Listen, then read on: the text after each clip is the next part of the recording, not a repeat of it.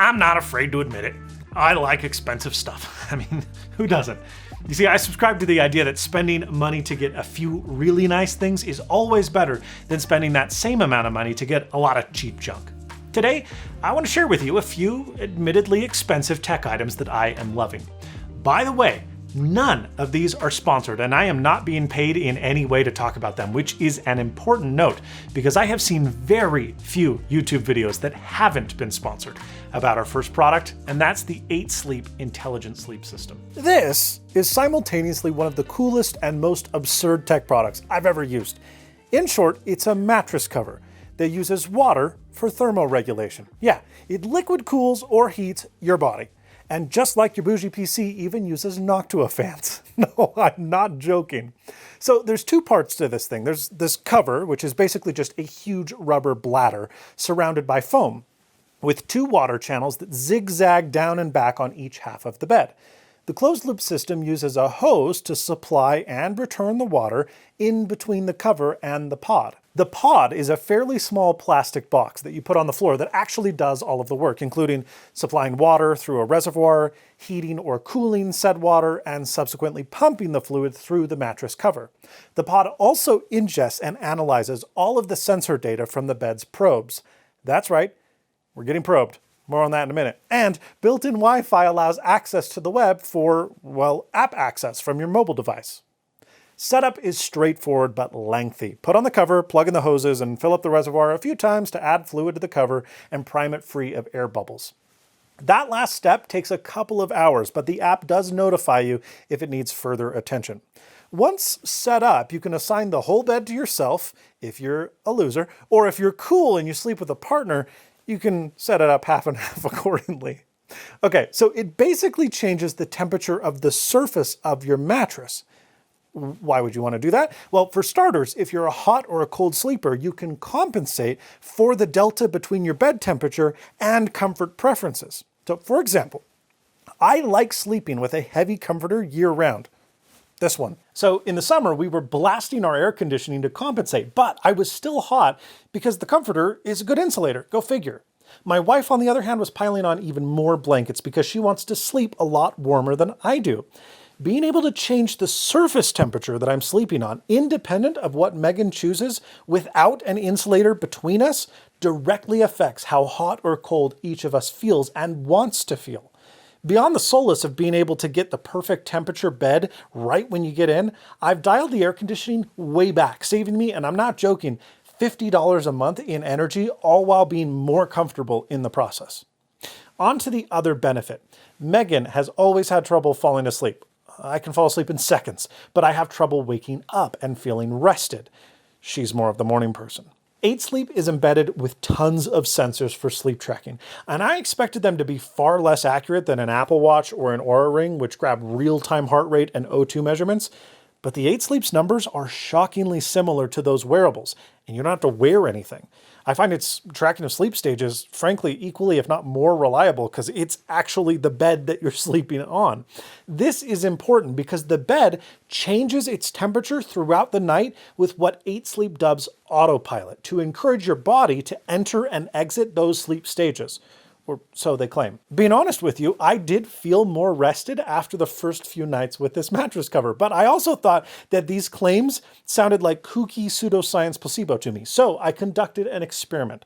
I turned off the bed, unbeknownst to Megan, on 3 separate nights after she fell asleep, and each morning she woke up reporting, unprompted by me, to have felt more tired than normal. Autopilot also takes into account ambient room temperature, seasonal changes, and new temperature suggestions if you have a few rough nights, which is great. You can also set a thermal alarm where the mattress gets so hot that you gradually wake up and very much do not want to stay in bed because it's so darn toasty. I love this feature. It gets me out of bed. It'll even start to vibrate your side of the bed if you don't get out, if you choose to enable that. Now, it's not perfect. First of all, there's no remote, so the only way to modify the 8 Sleep settings or temperature controls is through the app, which is not great for middle of the night adjustments or early morning alarm cancellations. You'll blast your eyes out. Additionally, I think your bed has a pretty big impact on how this will work for you. For example, my vibrating bed alarm also wakes up Megan, and vice versa. Additionally, the cover makes our bed way too soft and it kind of clumps together.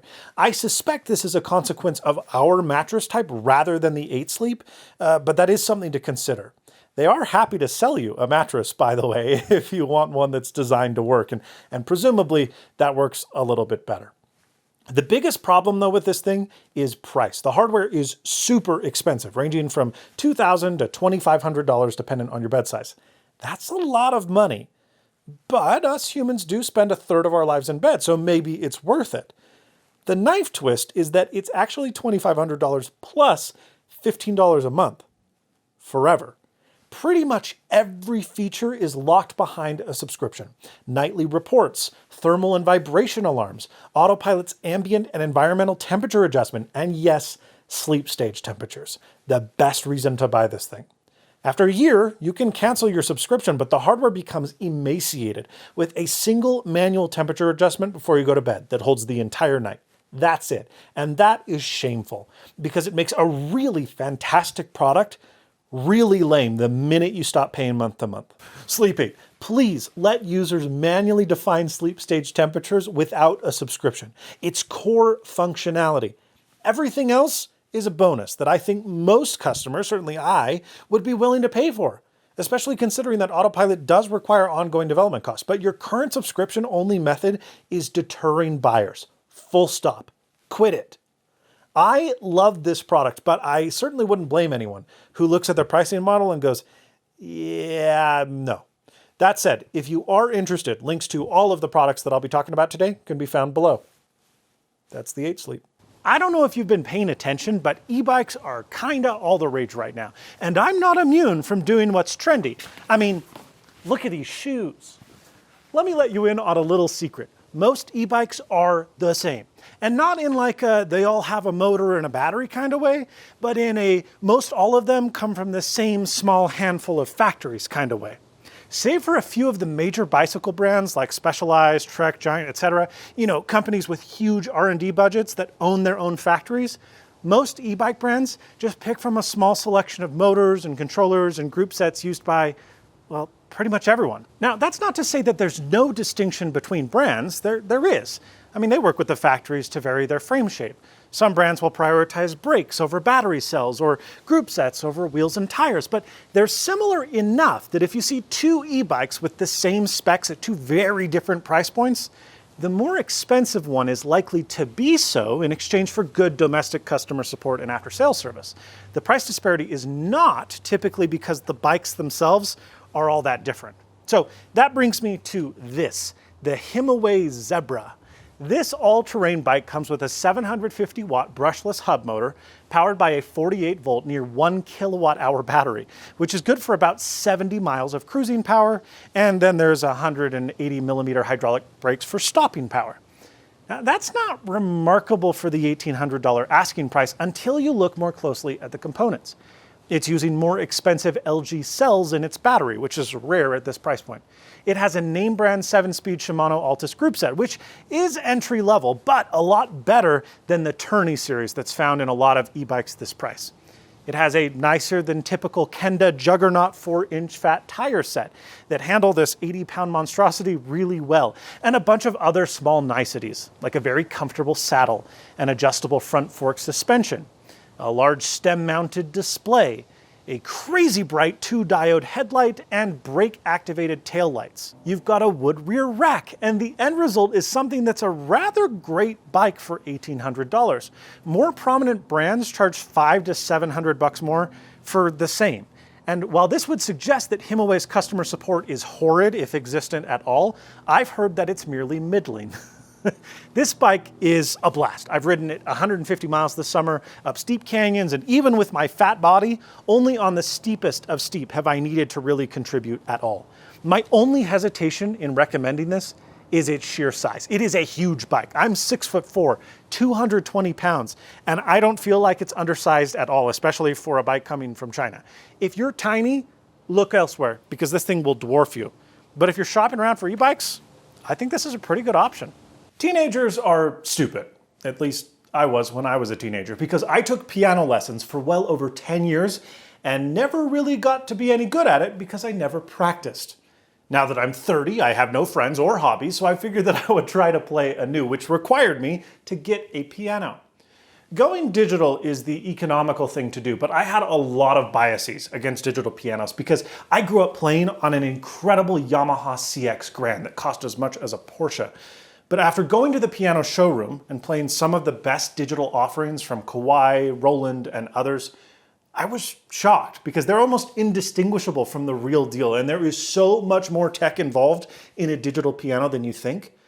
But they're the size of a full piano, and while cheaper than a Porsche, they still cost as much as a new Toyota. Being space and price constrained, I settled for a digital keyboard, the Roland F701, that costs only $1,600. I say keyboard because, well, it effectively is. This piano is basically the same as the FP60, a board half the price, but also half as nice. The F701 is hyper compact, which was a requirement of mine, but it does look more piano than keyboard thanks to its built-in stand, its wood finish, and handsome cover that doubles as a music shelf. With buttons pleasing to press, a rotary knob pleasing to spin, and an OLED display to show tones and settings, using this thing is really easy and quite elegant. There's even Bluetooth Low Energy support for pairing a smartphone or tablet, and you can get really into the nitty-gritty. You can change down to the tone per key, which is nuts. And that's what I love about this thing. This is a $1,500 keyboard that sounds shockingly close to a multi-thousand-dollar real piano. Roland's supernatural sound engine is kind of what makes this happen. It's a combo of sampling and modeling through its BMC, which is a custom-designed system-on-chip, a piece of silicon that packs a bunch of DSPs and CPU cores to work alongside hardware logic in the piano to create realistic sound production. And the results are impressive.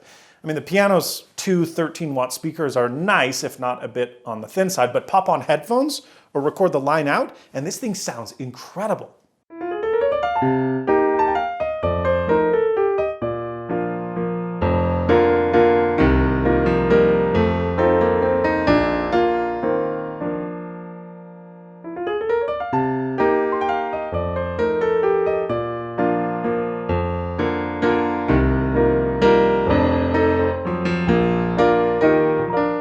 Unfortunately, it doesn't feel as real as it sounds.